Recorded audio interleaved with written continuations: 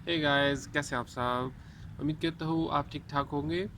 अच्छा व्यूअर्स, अगर मैं गार्लिक का पूरा बल्ब ही प्लांट करूँ गमले में तो उसके साथ क्या होगा और वो किस तरीके से ग्रो करेगा।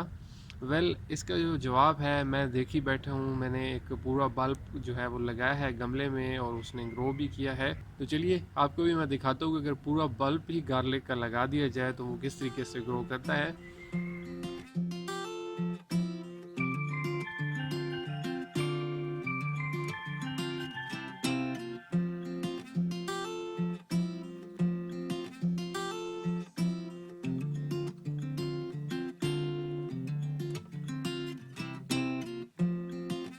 अच्छा जी व्यूअर्स, ये करंट स्टेट है मेरे गार्लिक बल्ब की।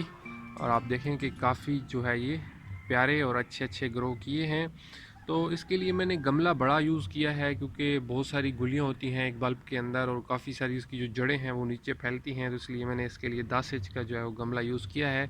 तो जितना ज़्यादा मतलब बड़े गमले में इसको लगाएंगे उतना ये ज़्यादा अच्छा और ज़्यादा बड़े बड़े ग्रो करेंगे।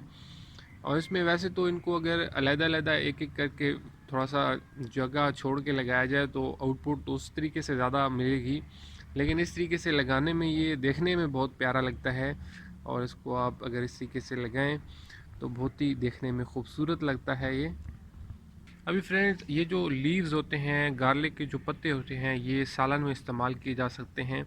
और इनको काट लिया जाए तो ये कुछ दिनों में दोबारा ग्रो कर आते हैं। तो इस तरीके से आप एक जो बल्ब है अगर वो किसी अच्छे से गमले में उगा लें, 12 या 10 इंच के गमले में लगा लें, तो उस तरीके से पत्ते काट काट के सालन में इस्तेमाल करते रहें और फिर ये दोबारा काफ़ी अरसे तक जो है वो रीग्रो करते रहेंगे। तो एक बहुत ही मतलब आसान तरीके से और बहुत ही खूबसूरत तरीके से आप सब्ज़ लहसुन अपने घर के लिए उगा सकते हैं। अच्छा जी व्यूअर्स, इस वीडियो को लाइक ज़रूर कीजिएगा, अपने फ्रेंड्स के साथ शेयर कीजिएगा और सबसे बढ़ के मेरे चैनल को अगर आपने अभी तक सब्सक्राइब नहीं किया हुआ तो इसको ज़रूर सब्सक्राइब करें। होपफुली फिर बात होगी अगली वीडियो में। तब तक के लिए बाय बाय।